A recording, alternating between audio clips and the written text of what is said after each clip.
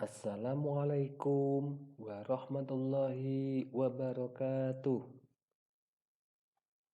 Apa kabar anak-anak? Semoga kita semua selalu diberikan kenikmatan kesehatan oleh Allah Subhanahu wa taala.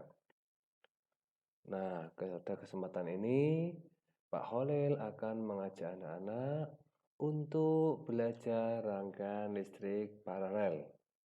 Materi ini terdapat di kelas 6 semester 1, tema 3, tokoh dan penemuan, subtema 1, penemu yang mengubah dunia. Nah, apa yang dimaksud rangkaian paralel? Sebenarnya arti paralel ini sendiri sudah mencerminkan cara kerja dari rangkaian yang satu ini.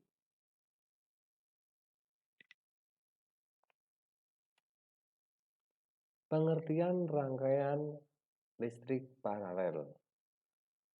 Rangkaian paralel adalah sebuah rangkaian listrik yang mempunyai jalur untuk menyalurkan arus listrik lebih dari satu.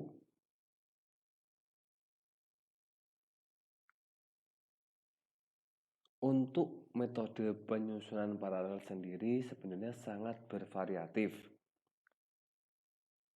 Anak-anak bisa menyusunnya dengan cara bercabang maupun bertingkat. Dengan begitu, masing-masing hambatan akan memperoleh kuat arus listrik yang berbeda.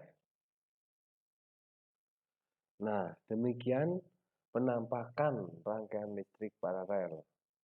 Ini ada 3 gambar. Sebenarnya walaupun 3 gambar ini bentuknya berbeda, tapi pada prinsipnya sama. Ini adalah contoh-contoh gambar rangkaian listrik paralel.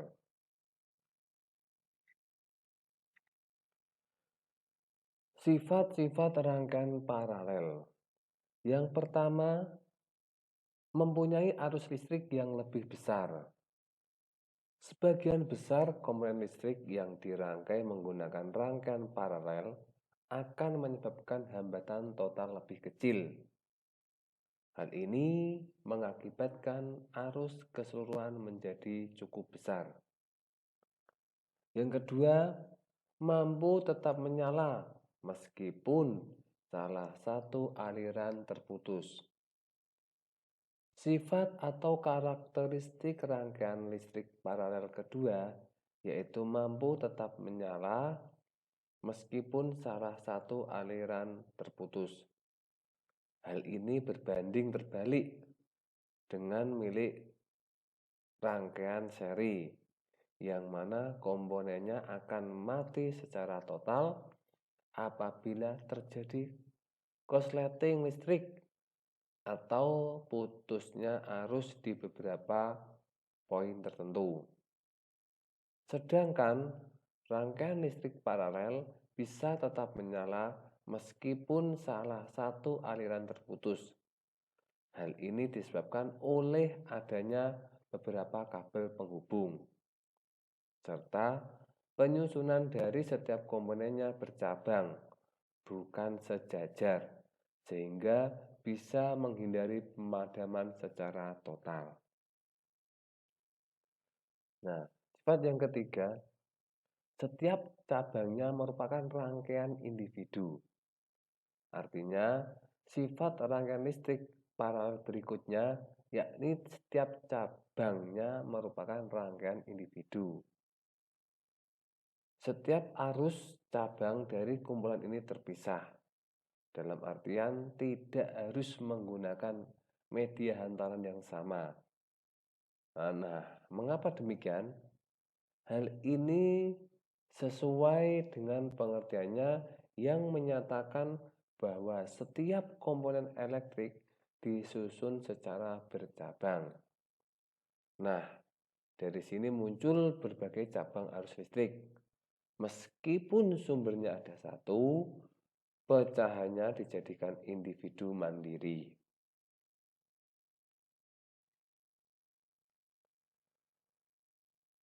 Selanjutnya, kelebihan rangkaian paralel.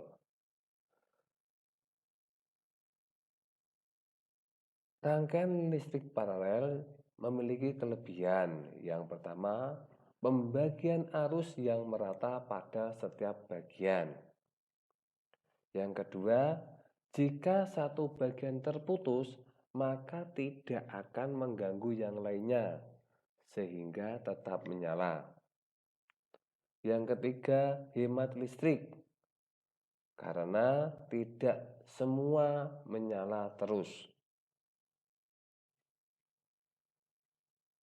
Selain memiliki kelebihan, rangkaian paralel juga memiliki kekurangan. Nah, apa saja kekurangan rangkaian paralel? Yang pertama, proses instalasi dalam pemasangan lebih ribet. Kedua, membutuhkan kabel listrik yang lebih banyak.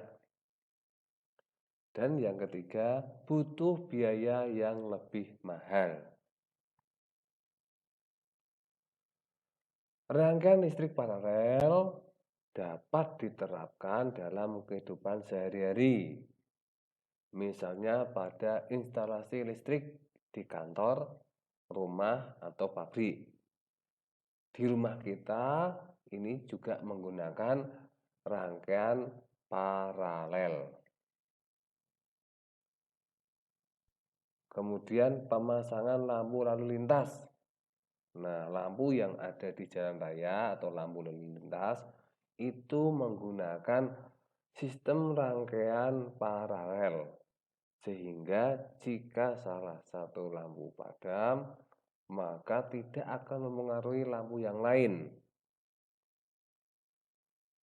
Contoh selanjutnya yaitu prinsip kerja keyboard komputer. Jadi keyboard komputer itu juga menggunakan prinsip rangkaian paralel. Nah, demikian penjelasan tentang rangkaian listrik paralel. Semoga bermanfaat. Pak Guru akhiri sekian dulu. Terima kasih. Assalamualaikum warahmatullahi wabarakatuh.